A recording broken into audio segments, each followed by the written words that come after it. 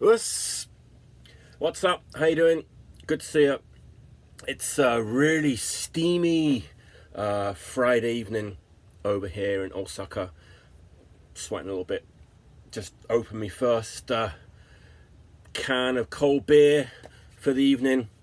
So what better way to spend a Friday evening than at home with a fridge full of icy cold Ginga Kogen beer and a stack of melodic punk or melodic hardcore records, some classics in here. I've always been into a sort of more melodic side of punk and hardcore, and I don't want to get too bogged down with sort of genres and names. It's tough, isn't it? At some point, it's like hardcore. At some point, hardcore sort of started meaning a totally different thing to what I sort of grew up as being hardcore, and the same with the sort of melodic punk and the melodic hardcore. For me, being a sort of older chap, sort of lost its way a little bit at some point. I'm not going to point any fingers. I'm going to be nice tonight because we're talking pop punk, a little bit of pop punk, melodic hardcore, and melodic punk, and there's sort of some blurred lines. Could be melodic hardcore, could be melodic punk, could be pop punk. We'll get to it. We'll see what's in the pile. That's going to be, again, I was thinking I'll just do this in one episode, but not possible. I think I've got sort of too many records I want to look at, so it's probably going to be a 3 or 4 parter. And I think most of the records are probably going to come from the 80s. Most of the records are probably going to come from America, because I think, let's be honest, I think Americans do this style of music almost sort of better than sort of any other country in the world. I'm generalizing a bit, but I think it's fair to say they are the sort of kings of the style. And I think it's going to be a Lookout Records free zone. Now, not that I've sort of got anything particularly against that label. I just don't own anything on Lookout Records. So, shall we get to it? Yes, let's get to it. So, doing this in alphabetical order. Now, if you saw the Descendants documentary, I really enjoyed that. It was great. There was sort of a little bit of a running theme through it that everybody loves the Descendants, but nobody likes All. Well, I'm here to say I'm not one of those people. I'm an All fan. I like All. Or let me get this beer out of the way. I love All. And I know they've been through how many singers now? 3, 4. But for me, just personally, I sort of like the Scott Reynolds era the best. He's my sort of favourite singer, and I think most of their best records, just personally for me, were from the Scott Reynolds years. Now, looking at the date on this, it's on Cruise Records. Came out in 1989. I bought this new, not the same copy, bought this new in 1989. And to be honest with you, they've got that, obviously Bill Stevenson's drumming, but they've got that sort of little bit of an off-kilter sort of sound to them, you know what I mean? Sort of a little bit Greg Ginnish guitaring going on. I wasn't convinced at first when I bought this record. It took me a while, but you know, usually the records that sort of take a bit of an effort end up being your favourites. And great record. Scott, really straightforward sort of pop punk songs like She's My Ex, and then it's sort of got more sort of not experimental, but you know what I'm talking about, sort of slightly weirder tracks on it, like, I don't know, No Traffic, and Scary Sad is another one of the sort of amazing more pop punk songs on this record. I saw him live with Scott Reynolds, I think twice in England. It must have been really early 90s. One time I saw them, they were amazing. The next time they looked a bit tired. They sort of weren't quite as good, but good memories. I love All. They must be still going. They've got a lot of records. I haven't got them all, but this is my favourite. All, and ALLROY'S Revenge from 1989. Killer. Now, Oh, let me just lean over, put this on the table.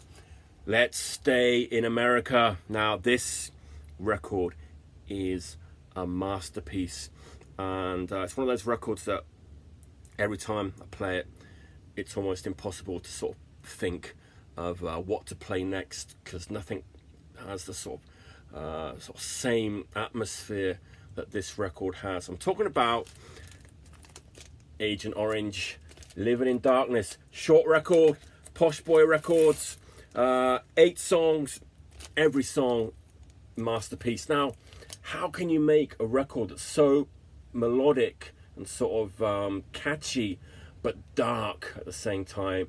I mean, Too Young to Die, Everything Turns Great. It's got this dark atmosphere to it, an incredible guitar tone. They sort of went more polished after this, but I like the record that comes after this as well, but this is sort of more raw sounding recording. When was this recorded? 1981. Unbelievable. 1981. What kind of music is this? I don't know. Obviously big surf influence, but I suppose it's melodic punk, isn't it? 1981. I don't know why I'm so shocked by that, but yeah, of course, Posh Boy Records from Los Angeles, California. Masterpiece. I mean, if you haven't heard this record, I mean, honestly, go out now and have a little listen to it. Amazing record.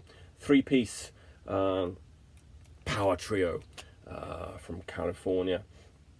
Oh, amazing. Everything Turns Great, No Such Thing, Cry for Help in a World Gone Mad, and of course Bloodstains. Everyone, of course, the sort of version on the 7-inch is everyone's favourite, but the version on this is fine by me because I don't own the 7-inch. Agent Orange, Living in Darkness, classic record from America, of course. Oh, let's stay in America again. I told you, didn't I? Most of these records are going to be sort of American. Sorry. Now, Chicago, early 80s. Who am I talking about? Sort of slightly Husker Du-ish band, of course. I'm talking about Vic Bondi's The Articles of Faith. Now, I first got this on a sort of tape trade. Talked about this before, but with Johnny, who used to run Peaceful Records. He used to I have a massive list of sort of everything that come out, and I got this on a sort of C60, sort of badly recorded tape. Loved it. Sort of really amazing musicianship on this record. Great guitar playing. Vic Bondi's great vocals, and of course, I said Husker Du-ish, of course, was produced by Bob Mould himself. But I think there's a lot of bands that sort of called a bit Husker Du-ish and everything, but don't know. Yeah, I suppose they do sort of sound like Husker Du. Totally different guitar sound. Dare I say, a bit more hardcore than Husker Du. What songs do I like on this? 5 O'Clock, first song on side B. I think when I got the tape, for some reason, it sort of got the track listing the wrong way around, and 5 O'Clock was the first song on the tape. Jumps out the gates, done it. Really powerful track. But melodic, that's the key, isn't it?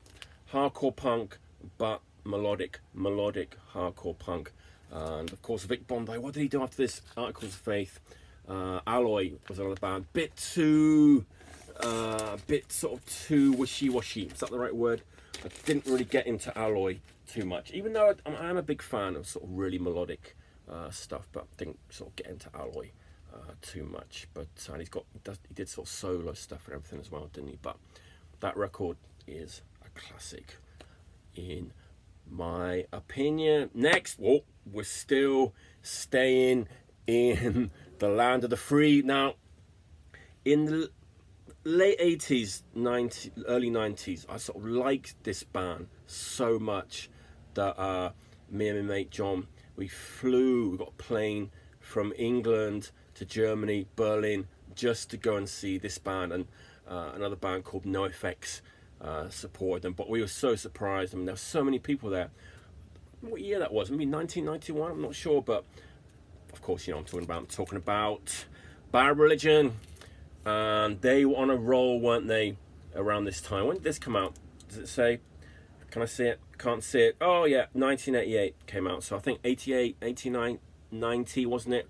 The sort of the golden trilogy of Suffer, No Control, and Against the Grain. Now, a lot of bands, how can I put this nicely, sort of obviously love Bad Religion. So of course a lot of Bad Religion influenced bands came along, and the whole sort of sound of Bad Religion sort of got the imitate sort of more and more sort of watered down. But this, I mean, this is my favourite of the three I just mentioned. Suffer, No Control, and Against the Grain. Incredibly fast, amazing musicianship. Every song sort of does sound the same. Of course, it's got those sort of amazing lyrics with all the long words that probably most punks didn't understand. But obviously, they had a formula. They hit on a formula. They stuck with it, and they really did sort of strike gold with the sound that they sort of. This was the first record, wasn't it, where they really sort of came out with this sound. Also, huge production as well. Was it West Beach Recorders, whatever place where they recorded it? Huge production, massive sound, catchy songs, lightning speed, amazing hooks and melodies. Classic record, and from Bad Religion. I think for me, Generator, that was a sort of quite decent album after Against the Grain. But for me, so after that, they sort of went downhill a bit, and I sort of did stop following. I did pick up sort of more of the later stuff, like, I forget the names now. I don't know. But they were sort of same style, but not as good as Suffer, No Control, Against the Grain. I've said those three albums like 5 times now, never mind. But great artwork too, isn't it? On the cover there. Great stuff. Amazing record, Bad Religion. Still going, right? Didn't they just put out a new album, maybe? I don't know. Then, sorry, so thirsty. Bear with me. We're going to stay in America again. Keep it there. The first record I got from this band was a sort of one-sided 12-inch single. I think I'd read about them in Maximum Rock and Roll. There was sort of a review saying if you like all a melodic pop punk, melodic punk, pop punk, you'll like this band. Canadian band, aren't they? No, they're not Canadian. Must be American.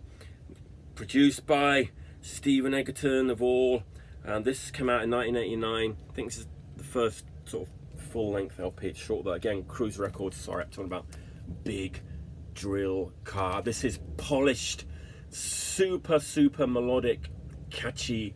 It is pop punk, and it was pop punk when pop punk was good, and slightly metallic guitar playing, almost sort of Beatles-esque harmonies. Great singer, really sort of distinctive voice, smooth as silk, and every song on this record is just beautiful. I love this record. I like this band. For me, this is my favourite big drill car record. There's a song on it called In Green Fields. It's really sort of, it's a really 90s looking bit, and the band themselves look really 90s. I mean, if you sort of turn the sound down, it could be sort of the Wonder Stuff or Ned's Atomic Dustbin or something like that. They've got sort of long hair and baggy shorts and all that kind of stuff, but that doesn't matter. The important thing is the amazing song. It was, 1989, but such a 90s look to that band. Did I see this band in England? Don't think I did. Did they come to England in the early 90s? They probably did. But as far as late 80s, pure, powerful pop punk goes, you cannot get much better than this big drill car album type thing. And I think, of course, they had like CD type thing and tape type thing. Oh, that's hard to say after a few sips of beer, but great band. Are they still going? Not sure, but lovely stuff. Oh, see, I was lying. Well, not lying, but I said going to be mostly American. It is mostly American. Let's look at our first non-American band from England, the north of England, Newcastle.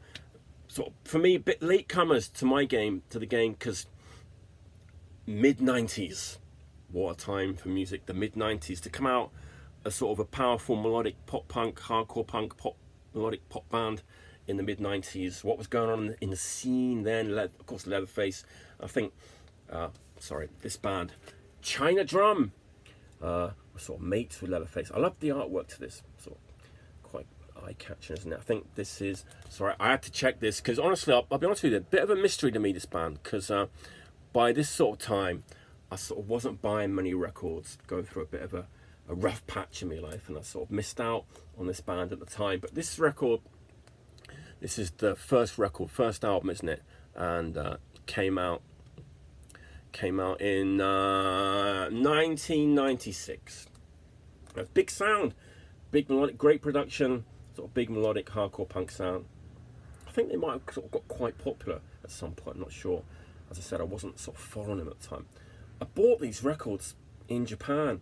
I was in a record shop one day, and this one and Self-Made Maniac, they only made 2 albums, and I've got them both. And they of course, they changed their name to the Drum. What I was going to say is, they were just in the racks, really, really cheap. I bought them because I sort of recognised the name, and they've got this great video, great song. The song isn't on this record. I should have researched it. They've got this great song, great video that I sort of remembered just seeing that one song, and I thought, got to buy these records. Bought them, wasn't disappointed. So if you're into sort of British sort of melodic punk, and you don't know China Drum, do check out China Drum. Big sounding band, powerful, and from Newcastle in the mid-90s. Now, let's go back to the States now.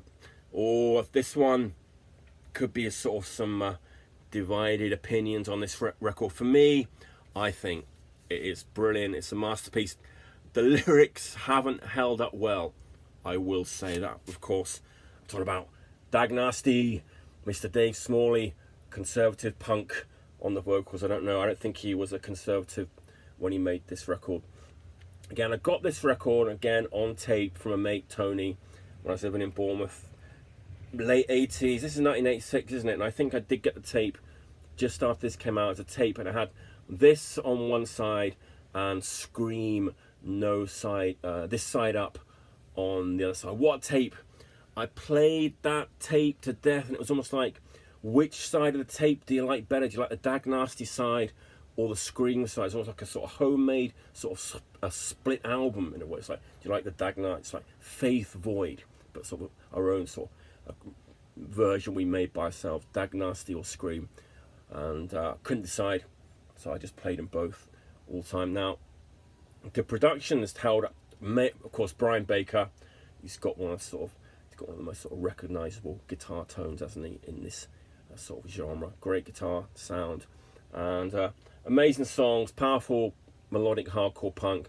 Lyrics haven't held up well, but nevertheless, great record. Dag Nasty, they changed, didn't they, quite a lot after that record, but I like those records too. I go up to Field Day. I mean, I even like Field Day. How about that?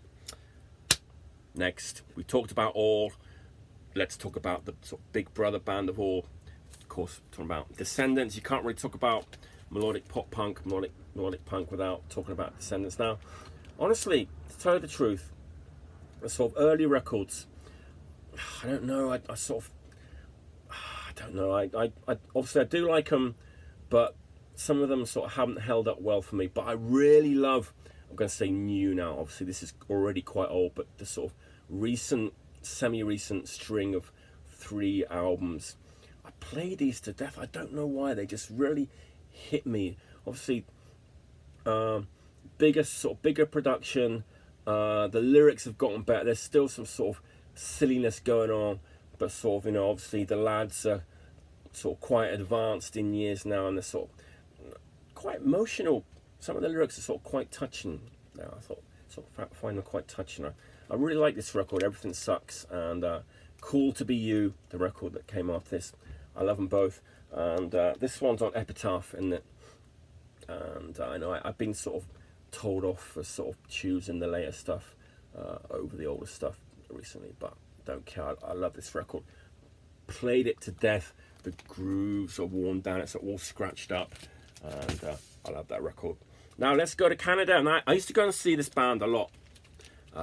They were quite popular in England. I was just talking about that sort of 90s look and everything with the sort of long dreadlocks and sort of baggy shorts. Doughboys, they sort of had that look, didn't they? Great band from Canada. This is the first LP. I've got to check the date. Sorry, sometimes you have to look things up. 1987.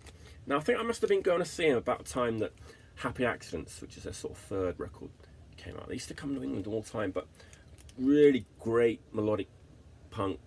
Some of the songs, they had like two of the guys, they sort of had two of the guys sort of sang, didn't they? So they're sort of slightly different. It's like almost like Husker Du, where they had sort of two different singers singing. So each there's sort of different sort of sounding songs. They're sort of slightly different vocal style. But I love the song You're Related on this, and I remember Stranger from Within. Of course, I don't remember how many members, but they sort of formed from the ashes of the Asexuals, another sort of great Canadian melodic hard band. This band, they got sort of quite big in England. We used to enjoy going to see them. Great band, great record. Doughboys, Whatever, from 1987 on MTL Records. Whoa, this pile is bigger than I expected, or bigger than I thought.